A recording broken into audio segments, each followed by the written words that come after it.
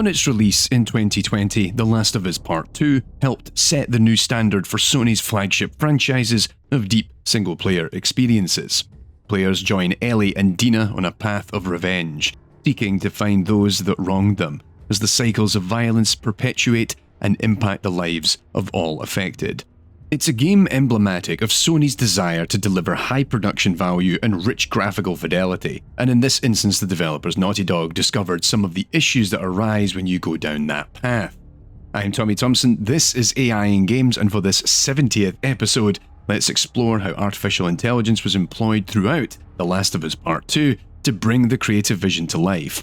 It's about a lot more than just core gameplay of supporting characters, rival factions, and the ever-dangerous infected. It's also about how AI works to support the richer production values and the issues that arise as motion capture becomes an increasingly prevalent element of AAA gaming. 4 years after the closing moments of the original game, we rejoin Ellie and Joel in their new life in the compound of Jackson, Wyoming, when tragedy strikes. As Ellie, players ride out with her partner Dina to the war-torn remnants of Seattle, encountering your fair share of enemies from the Washington Liberation Front and the Seraphite, alongside the infected who continue to roam the land in familiar and unexpected forms. The core of the gameplay is largely unchanged for The Last of Us Part 2. The game plays as a combination of stealth combat and hard-hitting cover shooter.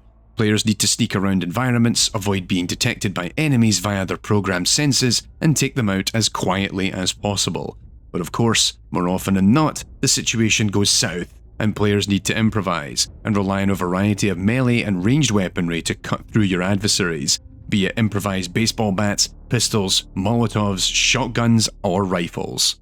Rather than reinvent the core combat, the game introduces a number of small yet meaningful tweaks and changes, with some requiring entirely new AI systems to work as envisaged, while others make small but meaningful adjustments to existing systems and ultimately has a real impact on the experience.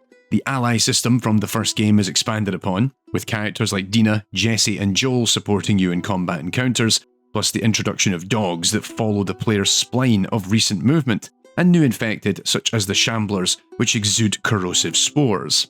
Enemies are more aggressive, can hunt down the player more effectively, and maintain the pressure in a way that the first game simply couldn't achieve. But arguably the biggest change is the expansion of the melee combat. Players can now fight against multiple enemies at once, dodge their attacks, and then go in with a killing blow. While this addition on first glance might not seem too advanced when compared to the original, it has a huge impact on AI systems and their processes, as we'll see shortly.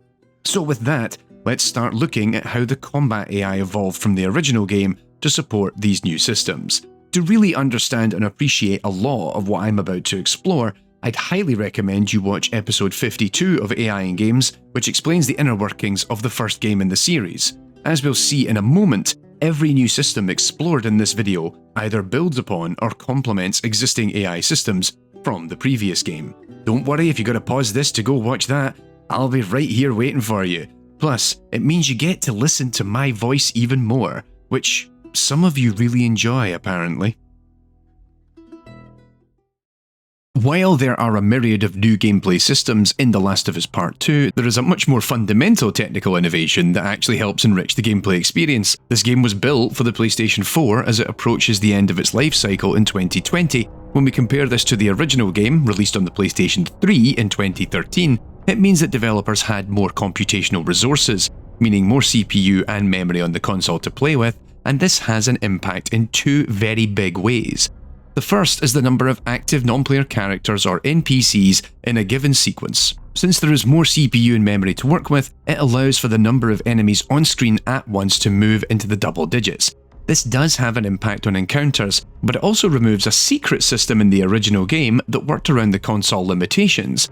To preserve CPU and memory performance, the original game limited the number of what are known as active NPCs. If an NPC is deemed inactive, even though it's in the current encounter, it means that much of its sensor processing and intelligent behavior is disabled, and instead it simply runs its patrol route. The first game would only consider a handful of NPCs in proximity of the player to be active at any one time. In fact, in an interview in 2022 with Matthew Gallant, who was a combat designer on the original game, He revealed that the limit was 8 active brains, despite there being situations with many more active AI characters in the scene. This meant that you could conceivably eliminate some enemies quietly without issue, and then reposition yourself to attack the remaining numbers with ease, given the more distant enemies would not wake up from their inactive state until much later. However, in The Last of Us Part 2, the number of active NPCs is significantly increased, thus ensuring more enemies are active and engaged in combat. That said, it wasn't made clear what the active NPC cap is for The Last of Us Part 2. However, it does make each encounter much more intense, given it's harder to maintain stealth once you've started taking down enemies, as their allies are much more alert and actively exploring the environment. Speaking of this exploration, this leads to the second big change, in that enemies have a heightened state of awareness compared to the original. As discussed in my previous video, hunters and infected use a finite state machine for behaviour design, a topic covered in my AI 101 series that allows for transitions into search and combat based on specific conditions, such as seeing a dead body or the player themselves, but it had limitations. Critically, if an enemy saw an ally die in proximity, it would always know exactly where the player was, given the AI didn't distinguish between seeing a player killing an enemy and an enemy dying without anyone in proximity. Nor did it factor in silenced weaponry, such as the bow and arrow, which is expanded upon in The Last of Us Part 2, given players can now craft silencers. The Last of Us Part 2 addresses this by having an increased level of awareness, critically for the human hunters. Now, if an enemy is shot by an arrow or with a silenced pistol, rather than the NPC knowing immediately where the player is, instead it will now search the area of the map where the shot could have come from. Similarly, the enemies in the original game would search an area, and after a while, if they failed to find the player, they would go idle or return to their original patrol routes. However, now, once a character has been lifted to a more heightened state of awareness, meaning that there is an enemy threat in proximity, they never back down from their search behaviour, but instead will continue to explore the environment, waiting to stumble across you. Plus, when the AI does go into combat against the player, the cover selection system discussed back in episode 52 received an upgrade. The details on this are unclear, but it appears to carry more information on the offensive and defensive capabilities of a given cover point than before, allowing for characters to make more informed choices as they push forward. None of these are big, groundbreaking additions, nor are they new to the stealth genre. Rather, these are small, simple, and meaningful design decisions that each help facilitate the experience as envisaged, and really sells the reality of the situation the player has found themselves in, though I'm sure all of these took a significant amount of time and effort on the part of the developers to make them work. Plus, another small yet really impactful change is the expansion to the bark systems. As discussed in my AI 101 video on the topic, a bark is an audio cue delivered by a character or in-game system in response to the player's actions. This already existed in the original game, with enemies yelling if they're under fire or if they spot the player. However, it is fleshed out in much greater detail in The Last of Us Part 2. While this has a small but meaningful impact on the infected, it really sells the human characters more effectively. For example, ally characters can spot specific enemy types in proximity and give tactical information in combat.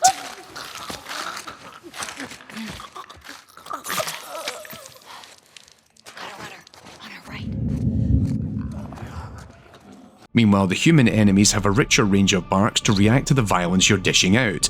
One of the most exciting and haunting barks is when you kill an enemy only for their ally to see it happen or react to their body moments afterwards. They might yell out the character's name. Got anything? Where'd you go? Alex? Quit fucking around!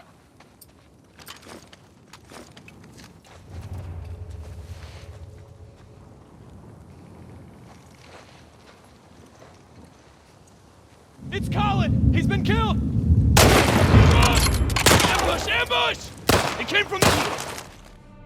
It's a small detail, and I'll concede I didn't do a head count to find out just how many of the AI have the same name, but it humanizes your opponents in an interesting and meaningful way. This is really an exercise in effort, providing a myriad of barks for different names that can be played at runtime given the circumstances. But I commend the developers for this attention to detail that adds to the themes of unending violence that the game explores. So with all these big additions explored, the real change to the main gameplay loop for The Last of Us Part 2 is the melee combat. This is a completely revamped system from that seen in the original game as well as in Uncharted 4. Previously, players couldn't dodge a melee attack. the duration of an enemy attack was quite short, and it was almost a given that if either the player or an NPC attacked one another, it would hit the opponent. This was expanded to allow for a more engaging and complicated facet of combat.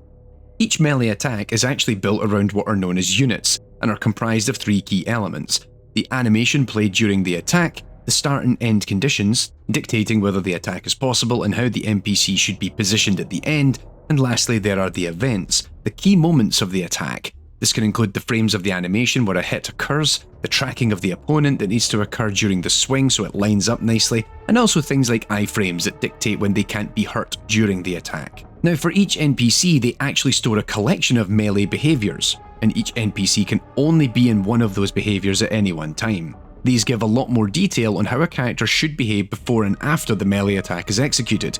So a behaviour may dictate that the enemy sprint up to the player, and once close enough launch one of several attacks, or it could be that they run up to a fixed distance nearby and then wait a certain period of time before striking. But allowing for a character to either run straight up and smack the player or embrace this Assassin's Creed or Batman Arkham style of surrounding the player, this adds a whole new layer of complexity, given now a character needs to know they won't bump into geometry, will line up the attack correctly, and can follow the player around as they move in the space. There's an entire target tracking system that was added to The Last of Us Part 2 that ensures there are clear lines of attack, but can compensate for a character being around a corner of geometry, but also when it needs to reconcile a small turn to line up as planned. In addition, it has to calculate that if a given melee attack is going to be triggered, that the character can still line up that attack. Hence it uses a system called nav probes, which run navigation and collision checks against the in-game navigation mesh. This, alongside checks against geometry, allows for the AI to check whether it has clearance in front of them to do the run-up, whether the proposed motion after the attack is still safe, and whether the NPC or the player would glitch into geometry when executing a proposed action. Which is, a bit of a mood killer for sure. In fact, there's a system not just for ensuring that a melee attack for the AI characters doesn't under or overshoot, there's actually a similar system employed on the player side so you don't have the same problem. Plus, there's a system for calculating whether a melee attack using a weapon will have the AI accidentally hit geometry. But interestingly, if the system does detect that the melee weapon might hit the geometry, it doesn't block the enemy from using that attack. Instead, it merely discourages it. That way, it can still result in these slightly erroneous behaviours, given that they might appear somewhat realistic in context. But all of this then leads to 2 other big issues: handling geometry if the player is backed into a corner, as well as how to compensate for other AI characters being in proximity. So first up, to keep the infected from bumping into each other, there's a strafe slot system. This creates effectively spokes on a wheel that surround the player, and on those spokes, one NPC can stand on it. Each spoke has to continually run calculations to help determine whether it's a valid position as the player continues to move around, and whether it satisfies the attack conditions of the NPC that wants to use it. Once an enemy is actively in melee combat and using the strafe slot system, it still has to continually run calculations to ensure it's facing in the right direction of the player, and whether it needs to move to another slot that will better suit its purposes. It's a lot of work to facilitate one small part of the game, while ensuring it feels engaging to participate in. This target tracking for melee attacks is an ongoing process, but it will automatically disable if the player successfully dodges an attack. This makes it so the enemy that missed the attack appears more dumbfounded by the dodge, but it also reinforces that it caught everyone else off guard too. The one fun element to all of this is how to handle nearby geometry. In the original game, it was possible for melee combat that saw the player or the enemy pressed up against a wall, and this was expanded upon quite drastically for the sequel. In order for this to work, there are a specific set of checks known as wall probes that run in proximity of player and AI characters during melee combat. It looks for nearby wall locations by casting 8 rays in the direction of the attacking player to find nearby walls. In fact, it's not 8 rays, it's 2 sets of 4 rays, 4 high and 4 low. Specifically, this is to tell if the target of the melee attack has a low wall or a high wall behind them. Low walls can then trigger specific animations where the player or the enemy get pressed up against it, so it needs to figure out the position and orientation of the wall to see whether that animation is feasible. This actually leads to a small but ultimately meaningless little bug. When the player is pushed down against a low wall, the animation has to make sure their back lies flush on the surface. But that would then mean that all low walls would have to be the right height for Ellie to fall backwards onto them. But this isn't Gears of War. So Naughty Dog came up with a creative solution that allows for the height of low walls to vary. If the wall is slightly too high, then the game makes a small vertical adjustment to the height of the character before the animation plays, which often means that Ellie is slightly off the ground and the animation looks a little bit wonky if you happen to stare at her feet. But critically, these animations typically trigger a special camera orientation, meaning that the vast majority of the time, there's no way that you're going to notice it. A seemingly small but nonetheless critical AI implementation in The Last of Us Part 2 is the use of motion matching. This is an entirely new component in The Last of Us Part 2 that is being used in an area most people don't think about, and that's in the animation system. But hang on, what is a motion matching when it's at home? Motion matching is the name given to a particular type of animation system that is designed to find the best possible set of animations for a blend. When a character moves from a walking animation to another, given it's about to run or climb over geometry, we want to find the best point to blend them together such that it looks smooth and realistic, and then make all the necessary adjustments such that the character can transition from one to the other. Traditionally, this has been done by hand, using blend trees and state machines with a lot of parameters being tweaked. But in more recent years, given the ever-increasing number of bespoke animations for different characters and situations, there's an increasing need for automation to take over this workload to not just improve the game's quality, but also protect the sanity of animators everywhere. In fact, in The Last of Us Part 2, there are over 6,000 animation clips handling movement of AI characters, totaling around 6.5 hours in length. This is an increasingly prominent technique in the video games industry, and in fact, long-time viewers will recall I actually discussed one of, if not the earliest example of this in AAA games in my episode on the AI of Hitman. So yeah, go watch that video and give me some extra views, you gorgeous human being that you are. I'm refraining from explaining in full detail how this works in The Last of Us, given this episode is long enough already, but stick around for a future episode of AI 101 where I will be going into much more detail, explaining how this technology has evolved from its early days in Hitman and For Honor to now being used not just in the likes of The Last of Us Part 2, but in other popular franchises such as Assassin's Creed and even FIFA. Now, before we get into the next and final part of my examination of the AI for The Last of Us Part 2, you might be wondering whether any of this shiny new AI tech is used in The Last of Us Part 1, the remake of the original game developed in the updated version of Naughty Dog's engine and released in 2022 on PlayStation 5 with the PC version coming in 2023. The Last of Us Part 1 effectively takes the AI architecture adopted for the sequel, as discussed in this video, and applies it to the original game. But how does the AI and its behaviour then compare to the original version of The Last of Us, or even the remastered edition for PlayStation 4? Well, I've made an entire video analysing the changes that are evident when playing The Last of Us Part 1 for my second channel, AI and Games Plus, so be sure to check out that video, and of course, subscribe to the channel while you're there as well. And so this brings us to what is arguably the most interesting element of the AI iteration in The Last of Us Part 2, a new and improved ambient AI system that is designed to make allies and other relevant characters appear more intelligent and realistic when they're not in combat. When the combat is in full force, a lot of concessions can be made on how a character might behave, and indeed some corners might be cut for the purpose of the experience. But when they're standing around or simply following the player, be it as Ellie or Abby, then these are the moments in which it becomes much easier for a character to make even the smallest of decisions that wind up looking kinda dumb. As discussed in a 2021 GDC talk by Brian Collinsworth and Michael Mach, the team discussed the challenge of making NPC allies feel more alive and realistic. The biggest issue they're dealing with is really the expectations of players. Naughty Dog, like many other AAA production studios, now heavily invests in motion capture performances for many of the cinematics and cutscenes that run in their games.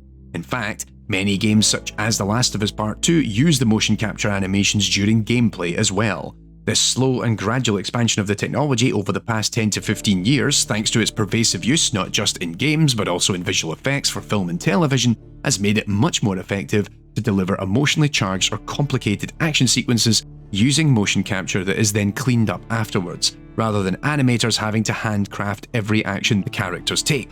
This then presents a problem, given you can have characters like Ellie, Dina, Abby, Joel and Tommy deliver these emotionally rich moments thanks to an actor whose original performance is delivered through motion capture, and then, mere seconds later, that character is standing around like a big dumb robot, because the AI is in charge now and using a collection of pre-built animations. Now, the motion matching helps address the blending issues, so the trick now is to figure out how to keep these characters active and moving around the game world in a way that feels authentic. The solution was to create a new ambient ally system, which was designed to improve the fidelity and performance of AI characters so they appear more realistic, but it was built specifically for when in non-combat sequences. As we know from the first game and my original video, there was already several systems in place for AI to behave in the world. Pre-built animations, known as cinematic action packs or CAPs, are used in The Last of Us and even Uncharted 4 to have allies run a specific animation. Some of these are even motion captured, but run at a particular location and angle. These are typically used when the NPC has to interact with particular parts of the environment, much like what we discussed in my episode on the AI of BioShock Infinite and the behaviour of the Elizabeth character. But these animations in the original game were quite limited, given they were often built to only work in specific situations and could only play in a fixed orientation. Meanwhile, allies could follow you around or explore a local area, but often with limited local awareness, or their movements could even seem oddly robotic given they didn't move realistically. Hence, the focus was on providing new systems that can address some of these issues, but it even had an impact on level design, given it made sense for the environments to be large enough to allow the player and their allies to move around unencumbered, something that the previous games didn't factor in as strongly. But for The Last of Us Part 2, the allies had several new systems to improve their ambient behaviour. This includes positional action packs, or PAPs, I guess. These are much like the existing caps, but this time they didn't need to be matched to a specific position to hit or interact with a particular object. It could also set the orientation that it needs to face, and thanks to the motion matching mentioned earlier, the animation team didn't have to worry about setting up animations for entering or exiting behaviour, given the motion matching handled the blends for each PAP. So the character could be looking in a particular direction, then looking at a particular item of interest, all with a little more variation. To add to this, there were a new set of idle and walking animations that allowed characters to move around in the world in a slower and more relaxed state. In fact, many of the relaxed walk and idle animations are not only specific per character, but also change in different chapters of the game. Hence, a character would have different sets of the same animations to reflect how they are feeling at that point in the story. With all these idle and walking anims in place, it could allow for what are then known as wander posts. Wander posts are locations in the world that a character could slowly move to and then run a simple idle anim. In fact, when these behaviours are going to be used, the level designers could use a tool that would auto-generate wander posts all over the available area. Once all of this was in place, it allowed for an entirely new exploration system to be built for these scenarios. The purpose of it was to have a character be able to randomly explore the world in a way that felt natural. In short, what it's doing is figuring out a realistic way in which a character can move between caps or PAPs in the scene. So what it does is it decides which cap or PAP to execute and gradually make their way over to it, using a wander post and the more casual walk animations along the way. This would mean that the character casually moves towards an area of interest to explore, rather than beeline towards it like they're the freaking Terminator. The funny thing about the exploration system is it's actually based on a piece of AI tech from the first game. The exploration system is actually based on the cover point system used in combat for the hunters in The Last of Us. As detailed back in my episode on the first game, during combat, the human enemies in The Last of Us run a calculation against all 20 of the nearest points of cover to decide what is the best direction to go. In fact, this is a utility system, which is another topic I covered in my AI 101 series. Boy, you folks have got a lot of extra videos to watch after this one, huh? This process uses a range of criteria to determine whether a piece of cover is a good one to move into when in combat. So the developers copied this system and then modified it specifically for generating exploration behaviours. To do this, it considers all caps and PAPs and wander points in a region to be a valid post for it to visit. And when it finishes interacting with a cap or PAP, it will prioritise a wander point to break up the flow before it visits another one. There are a selection of design criteria used to decide which posts it wants to visit, prioritising posts that are near to and in front of the non-player character, posts that are in the open space rather than in corners of the map, and also it will avoid posts that it recently used, so you don't see it doing the same behaviour on loop. Critically, it also aims for posts that are either close to the player, on the player's screen right now, or will result in the NPC passing in proximity of the player. Why are these important? Well, if it didn't take these into consideration, then there's no guarantee the player would ever see these behaviours happen, thus making this entire exercise an utter waste of time. All that said, it wasn't perfect, as the characters still sort of ping-ponged between locations. albeit in a slightly more relaxed manner. So the solution was to actually visualize the process of selecting the posts. After a post is selected, the NPC uses a special idle animation that shows them looking around or examining the local area. This shows to the player that the NPC is thinking about what it wants to look at next, despite the fact it's already decided what it's going to look at next. While this is used in many areas of the game where the player is not in combat, the best place to see this in practice, which in fact Naughty Dog themselves used to test the system, was the museum flashback with Joel and Ellie at the end of Chapter 2. Similarly, there's additional work in the leader system, where an NPC leads a player through an environment that was designed specifically for the aquarium sequence with Abby and Yara at the end of Chapter 7, with the new leader AI being designed to pay closer attention to whether the player can see the leader and vice versa, plus bespoke animations returning to face the player in conversation that are turned on and off dynamically based on what designers intended. If you're interested in seeing a more detailed breakdown of this new ambient system, keep an eye out once again on my second channel, AI in Games Plus, for a video walkthrough of the museum level, as I highlight how this new system is being put to use for Joel's AI behaviour.